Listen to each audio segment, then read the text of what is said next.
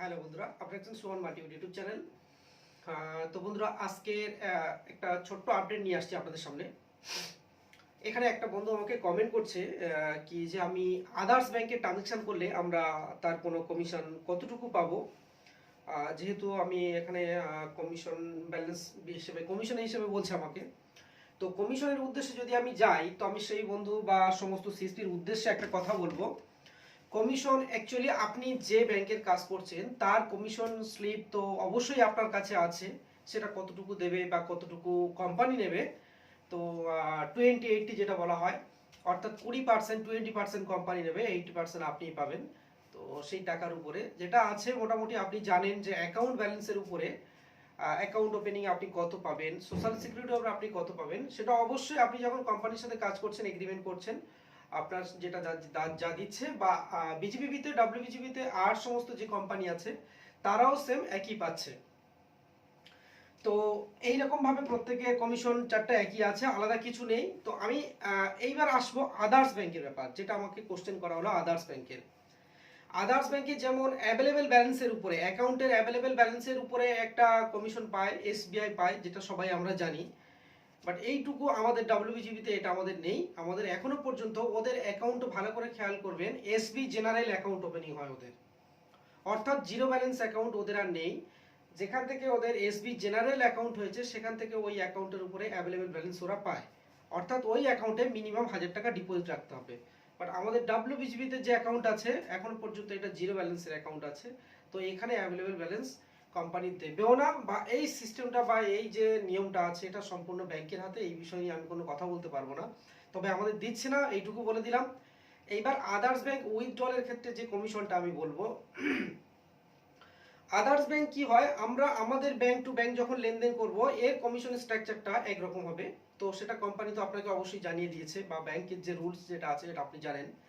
এবার আদার্স ব্যাংকের মনে করুন আপনি ডাব্লিউবিজিবি থেকে অ্যাকাউন্টে একটা উইথড্রল করলেন, সেখানে আপনি, আমি কথাই বলছি, আপনি 20 টাকা পেলেন।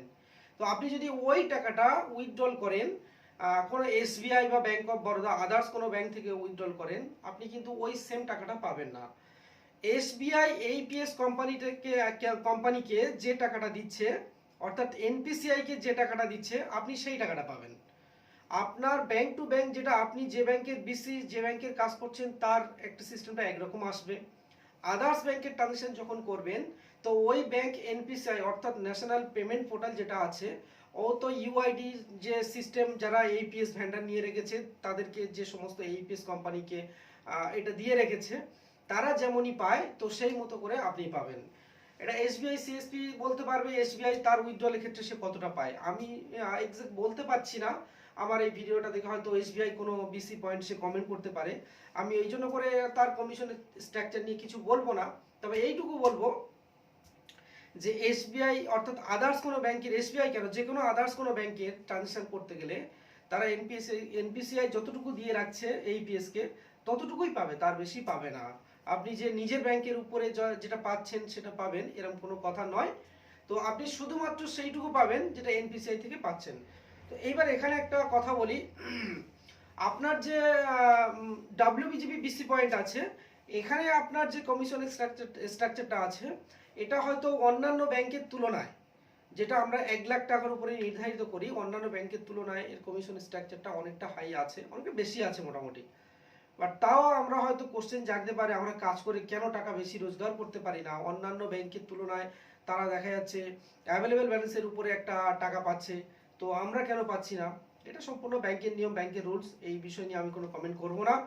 তবে শুধুমাত্র এইটুকু বলবো, কাজ করুন, কাজের সাথে সাথে যদি কোনো নিয়ম চেঞ্জ হয় বা কোনো সিস্টেম আপডেট আসে অবশ্যই আপনাদেরকে জানিয়ে দেবো। প্রত্যেক ভিডিওর সাথে আমাদের সাথে থাকুন, নতুন নতুন কমেন্ট করুন, চেষ্টা করব আপনাদেরকে নতুন নতুন আপডেট দেওয়ার জন্য। তো বন্ধুরা, ভালো থাকবেন সবাই।